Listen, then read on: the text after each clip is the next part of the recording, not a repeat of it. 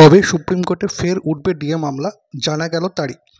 আপনারা জানেন যে এর আগে সুপ্রিম কোর্টের ডিভিশন বেঞ্চে ডিএ মামলার যে অন্তর্বর্তী নির্দেশ ছিল, অর্থাৎ রাজ্য সরকারি কর্মচারীদের যে বকেয়া ডিএ তার 25% অন্তত মিটিয়ে দেওয়ার যে নির্দেশ ছিল, সেই সময়সীমা কিন্তু জুন মাসে শেষ হয়েছে।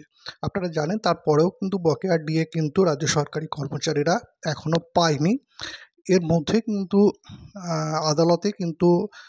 আদালত অবমাননার মামলা এবং তার সঙ্গে রাজ্য সরকারের যে মডিফিকেশন আপিল সেটাও কিন্তু করা হয়েছে, এবং এই পরিপ্রেক্ষিতে কিন্তু এখনও এই মামলাগুলি এখনও এই জায়গাতেই রয়েছে।